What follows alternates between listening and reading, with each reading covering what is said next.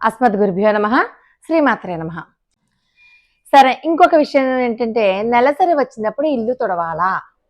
ఇల్లు ఎలా తుడుచుకోవాలి?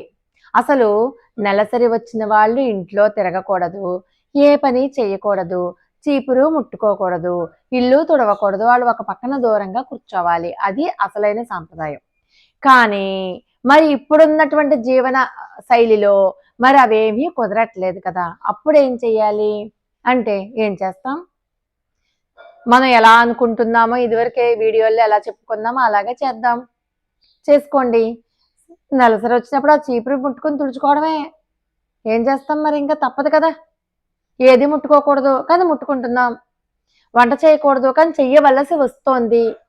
కలుపుకోకూడదు కలుపుకోవలసి వస్తోంది. ఏం చేస్తాం అలాంటప్పుడు?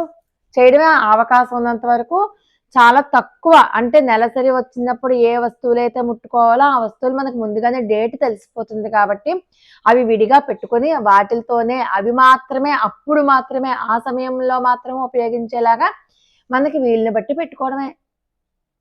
అలాగే సాధ్యమైనంత వరకు బీరువాలు, పరుపులు, దుప్పట్లు ఇవేమీ ముట్టుకోకుండా బయట హాల్లోనో ఏవో చిన్న ఆ 3 రోజులు ఏదో రకంగా కాలక్షేపం చేయడమే.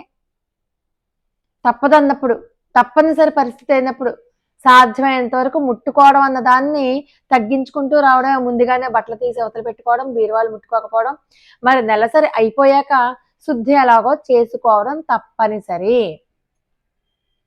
ఖచ్చితంగా 4వ రోజో, 5వ రోజో చూసుకొని నెలసరి ఆగిపోయాక ఆ 4, 5 రోజుల్లో ఆగిపోతే అప్పుడే 5వ రోజు చక్కగా శుద్ధి చేసేసుకోవడమే. సాధ్యమైనంత వరకు ఏవైతే ముట్టుకున్నామో అవన్నీ కూడా తడిపి ఆరేసుకోండి. మరీ ఉతికేయక్కర్లేదు. తడిపి ఆరేసుకోండి. మరీ కొత్తవైతే కాస్త పసుపు నీళ్ళు చల్లండి, గంగాజలం చల్లుకోండి. నాకు ఇంతకంటే శక్తి లేదు, నన్ను క్షమించండి అని చెప్పి భగవంతుడిని వేడుకోండి. ఇంకా అంతకంటే మనం చేసేదేం లేదు.